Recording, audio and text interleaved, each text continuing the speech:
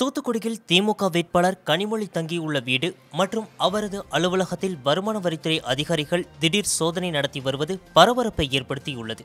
தூத்துக்குடி லோக்சபா தொகுதியில் திமுக சார்பில் கனிமொழி போட்டியிடுகிறார். அவரை எதிர்த்து பாஜக மாநில தலைவர் தமிழிசை சவுந்தரராஜன் களமிறங்கியுள்ளார். நாளை மறுநாள் தேர்தல் வாக்குப்பதிவு நடைபெற உள்ள நிலையில் தூத்துக்குடியில் பணப்பட்டுவாடா தீவிரமாக நடைபெற்று வருவதாக புகார்கள் எழுந்தன. நேற்று இரவு முதலே ஓட்டுக்கு 300 ரூபாய் அளவில் பணம் பட்டுவாடா செய்யப்படுவதாக ஒரு தகவல் வெளியானது. இந்த நிலையில் தூத்துக்குடி குறிஞ்சி நகர் என்கிற பகுதியில் கனிமொழி தங்கியுள்ள வீடு மற்றும் அலுவலகத்தில் இன்று இரவு 10 பேர் கொண்ட வருமான வரித்துறை அதிகாரிகள் அதிரடி சோதனை நடத்தினர். கனிமொழியின் வீடு மற்றும் அலுவலகத்தின் உள்ளே செல்வதற்கும் உள்ளே இருந்து வெளியே செல்வதற்கும் யாருக்கும் அனுமதி வழங்கப்படவில்லை.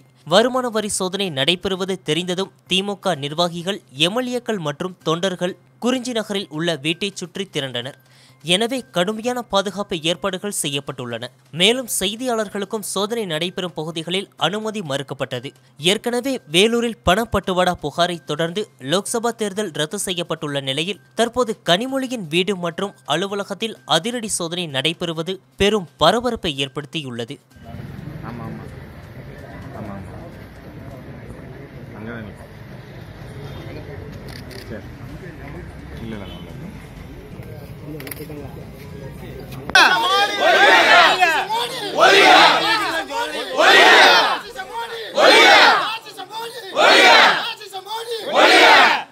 திராவிட முன்னேற்ற கழகம், திராவிட முன்னேற்ற கழகம், திராவிட முன்னேற்ற கழகம். விரட்டி அடிப்போம், விரட்டி அடிப்போம், மோடி அரசை விரட்டி அடிப்போம், மோடி அரசை விரட்டி அடிப்போம், விரட்டி அடிப்போம், விரட்டி அடிப்போம், மோடி அரசை விரட்டி அடிப்போம், மோடி அரசை விரட்டி அடிப்போம். பாசிச மோடி ஒழிய, பாசிச மோடி ஒழிய. இந்த ஏவல் துறை 2 கோடி ரூபாய் கொடுத்திருக்காங்க. எந்த இதுவும் பண்ணல.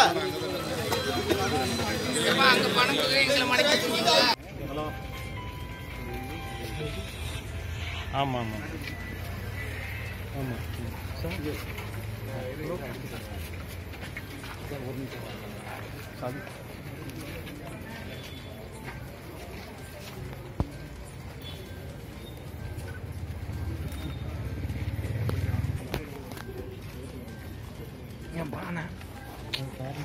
பாலாண்ணா